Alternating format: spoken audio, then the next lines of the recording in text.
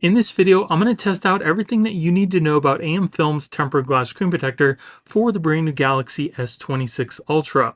I think this is a pretty good value because it comes with two tempered glass screen protectors, and it also has two rear camera protectors as well, which a lot of other tempered glass does not come with. And because the new S26 Ultra comes with an anti-reflective coating, as well as the new in-display privacy feature, we're going to see how regular tempered glass interacts with that. I'm going to go through the full installation. We're going to see how it fits, how it feels, how well it works with the in-display fingerprint sensor, and I'm going to test the durability with a drop and a scratch test. So by the end of this video, you'll know whether or not the screen protector is right for you. So let's get into it. So we get two clear tempered glass screen protectors, some installation wipes, and two rear camera protectors. So the first thing we need to do is to clean off our screen and then dry it off. Use the dust stickers.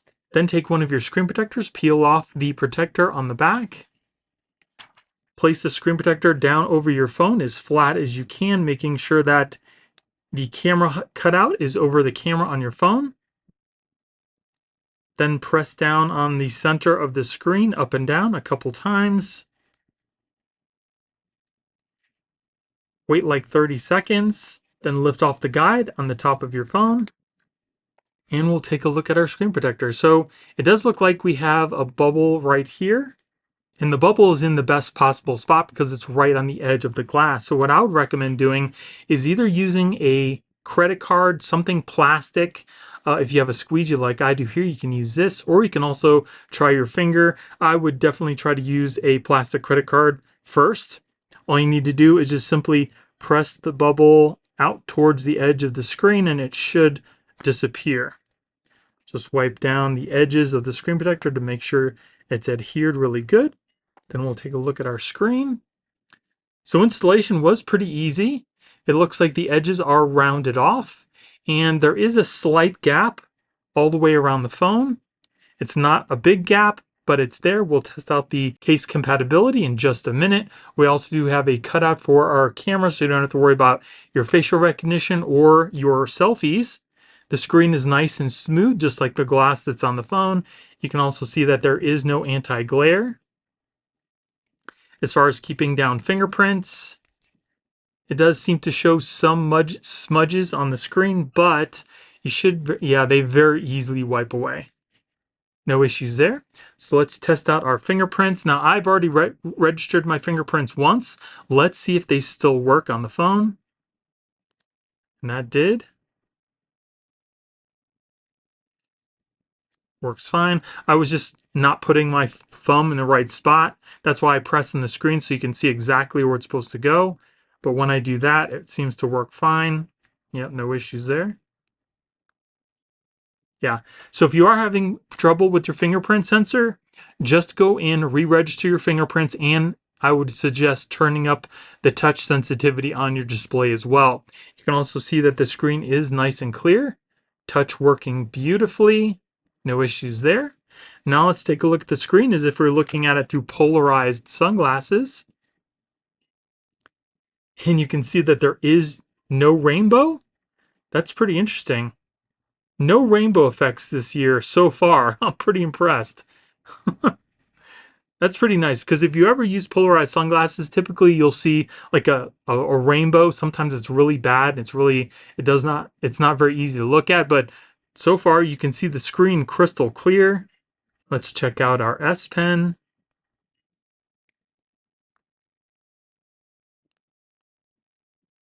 So there is a bit of resistance when using the S Pen, but it does seem to be working perfectly fine without any issues. Now let's take a look at the alignment of our screen here. And if we take a look at the corners of the camera, you can see each one of the corners on the screen. So that tells me that it's not covering any part of the screen. And then we'll take a look at some screen bleed on the side here to see if there's any issues.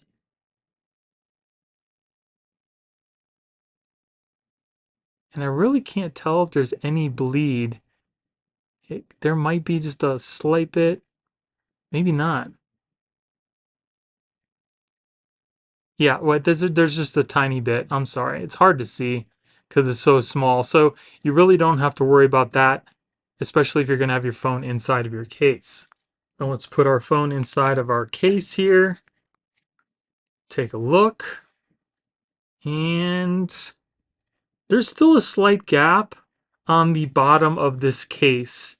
But on the edges and on the top, it seems to come right up to the edge of the case. And I don't see any bubbles. I don't see any lifting. So this case, the screen protector should be compatible with most cases. But again, there's always going to be that one case out there that it might not be compatible with. You're just going to have to try it. I personally like when there's no gap because that's just a place for little dust and dirt to collect. And then let's test out the privacy display. So I'm going to turn it on max here. And if we take a look at our screen from the side, you can see that the privacy screen is still working perfectly fine. So that's definitely a plus there too. Now let's install the cameras on the back here. So again, wipe off your lenses really good, then dry them off. Then take your camera protector. It doesn't matter which way you put it on because it's the same either way. Just press this over the top of your lenses.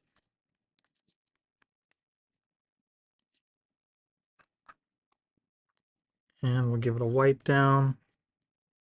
All right, so let's take a look at our phone here, and you can see that it does add a little bit of extra bulk to the camera lenses. It kind of makes it look like it's all one piece. And another thing you need to keep in mind is the type of case you're going to be using if you're going to be using the camera protectors. This case right here will not fit because it's just too thick. This case is made for the smaller camera cutouts. So you're really going to have to be mindful about the case you use. You might want to use a case that has like a larger cutout here. Let's even see if this works. And this does, it seems to fit perfectly fine. This is the mouse limitless case. And you can see the camera lens comes like right up to the edge of the camera protector and it fits perfectly in there. So the case that you're going to need to probably get to use with this is going to be a larger cutout, just like this case. But it seems to fit perfectly. It looks pretty cool. As far as fingerprints, again, it does show some smudges on the screen. I don't know if you guys can see that there. But again, they do wipe away pretty easily. So everything's looking good for the screen protector so far. Now let's test out the durability with a drop and scratch test. All right, we're going to start off our drop test at 4 feet.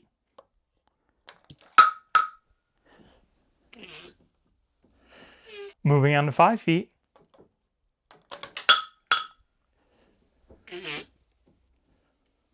Nice. 6 feet.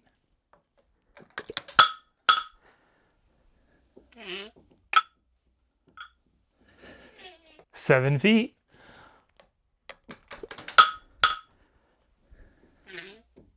7 feet. So I am pretty impressed. So far, this is the first screen protector that has lasted up to a 7-foot drop.